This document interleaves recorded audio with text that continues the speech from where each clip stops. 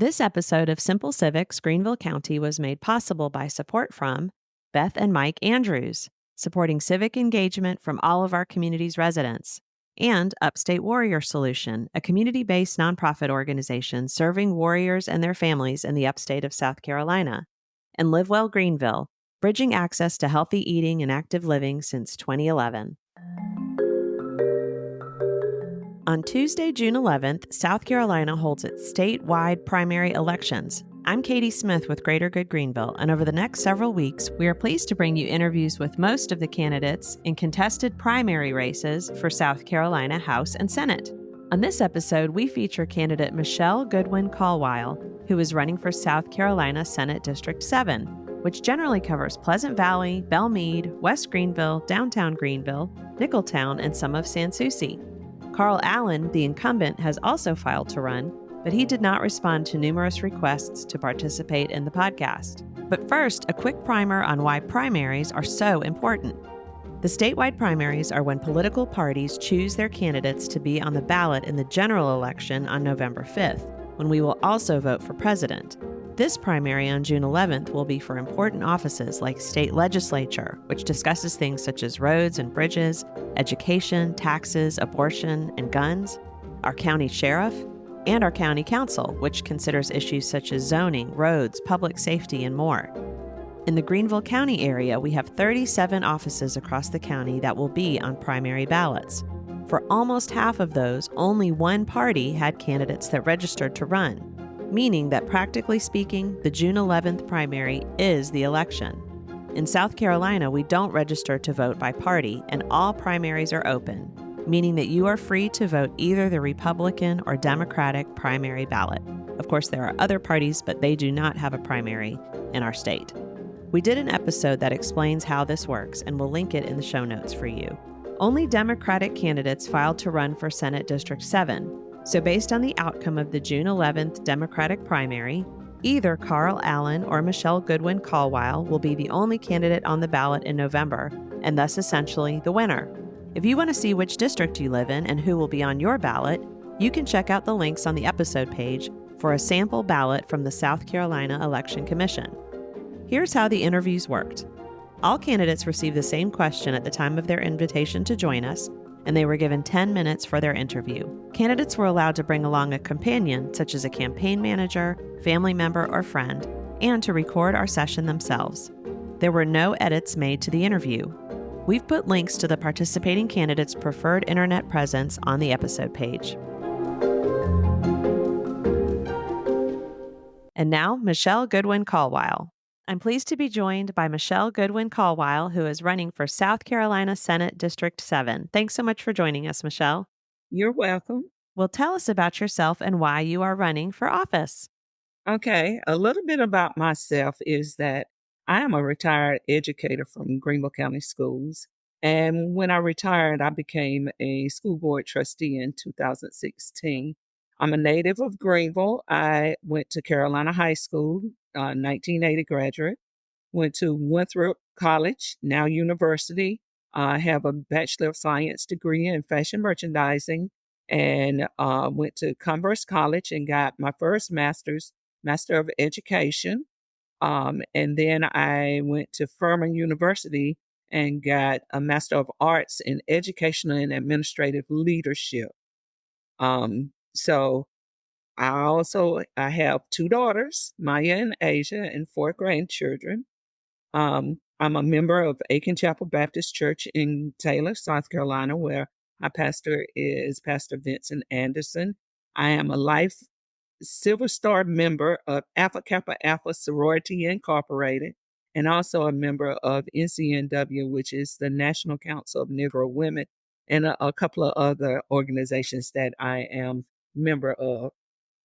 I am running because I love my community.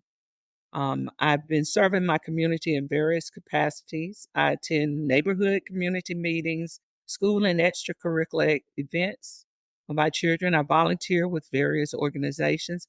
I am a mentor I have a mentee at Hughes Middle School, and that's through Mentor Upstate. I have a love for helping solve problems and getting people to the resources they need. I see and hear the concerns of the community. I think our community has been stagnant and included in various phases of growth and development in our county. We need to have a seat at the table where decisions are made on our livelihoods. I believe that our community needs the kind of leadership that is inclusive of all people and values every person.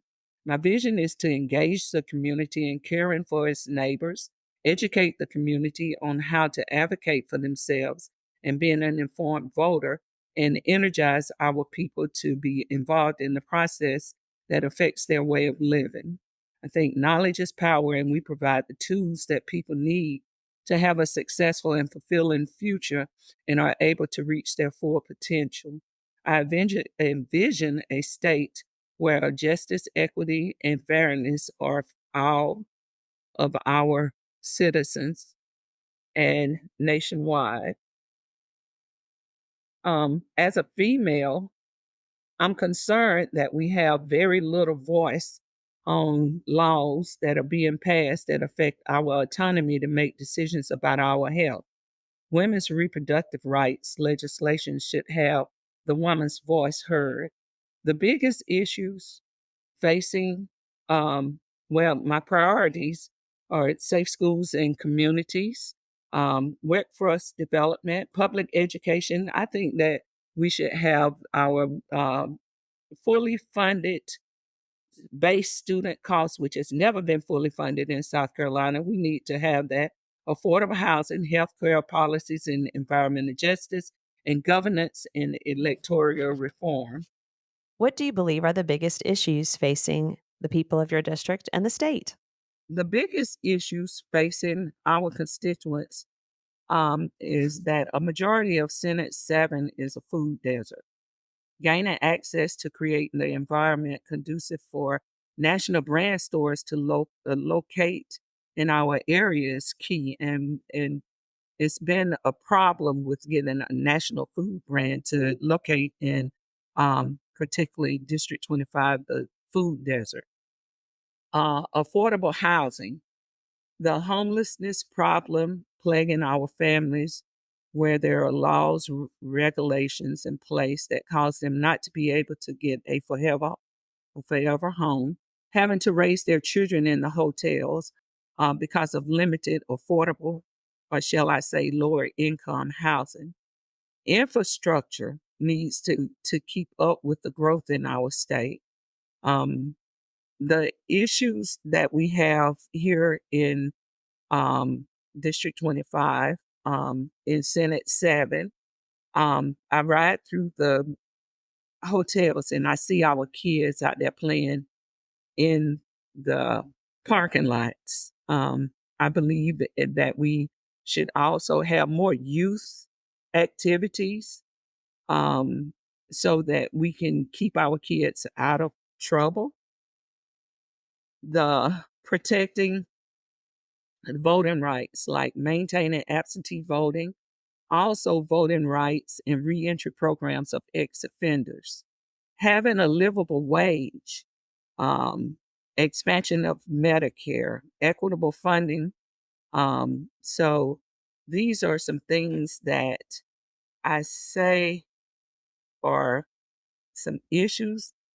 And when I get down there in the Senate, I will make sure that they know. I don't think some of our legislature doesn't know what actually is happening in the communities. So I want to be that voice for what our people need in the upstate. Thank you. What would be your priorities if elected this year? Okay, my priorities.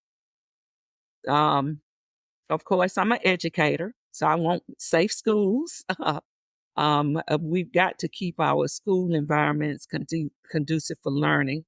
With the passing of the open carry, I'm concerned with the loopholes that are in that law, whether guns can be on the school grounds.